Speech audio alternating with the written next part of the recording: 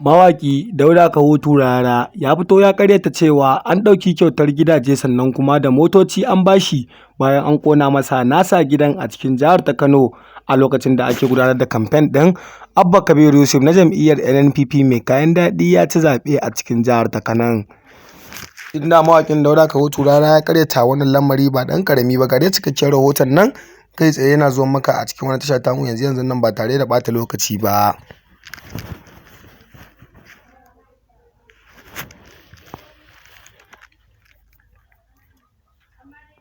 Assalamu alaikum mai sauraro, barka da zuwa wani tasha tamu mai suna Bigola TV. To da Allah, inda wannan zuwan ka ne na farko ka daure ka dangwala mana subscribing kana ka danna mana alamar kararrawa.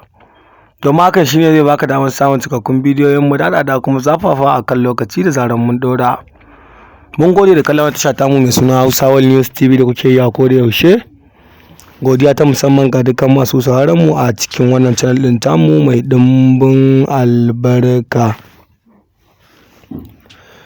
Shahararren mai yaɗa labarai a shafukan sada zumunta na mawaki Dauda Rarara, wanda aka fi sani suna Abdulra'uf Yusuf Kaftin Arewa, ya bayyana wa duniya cewa tabbas mawakin Dauda Rarara ya maganta akan cewa babu wanda ya ɗauki kyautar gida ko mota ya bashi a yayin da aka mai wannan asara, kuma sannan aka kone mai gidansa da studiyon sa da kuma ofis ɗinsa na tatin a cikin jihar ta Kano. Inda kuma mawakin Dauda Rarara ya kara da cewa duk wannan magana da ake cewa an ɗauki gida an bashi ko mangali ya bashi mota ko masari ya bashi gida a Katsina, to dukkan su jita ne, ba gaskiya ne ba.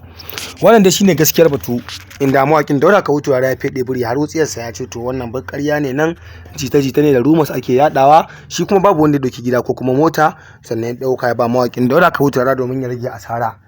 So mai sauraro, me ra'ayinka tattare da wannan bidiyo da muka maka? Ya kamata a ce ka turo mana sakonka ta hanyar zuwa kasan da bidiyon namu, kai mana comment domin ko mana duba duk sakonnin ku da kuka saba ya kuma mana a koda yaushe da zarar mun dora muku bidiyon mu babu kakautawa.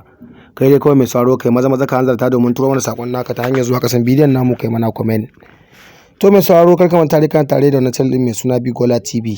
To da Allah, inda wannan zuwan ka ne farko ka daure ka dangwala mana subscribing kana ka danna mana alamar kararrawa, domin hakan shine zai baka damar samun cikakkun bidiyoyin mu da kuma zafafa a kan lokaci da zaran mun dora. Mun gode da jimurin kasancewa da mu da kuke a cikin wannan tasha tamu mai albarka.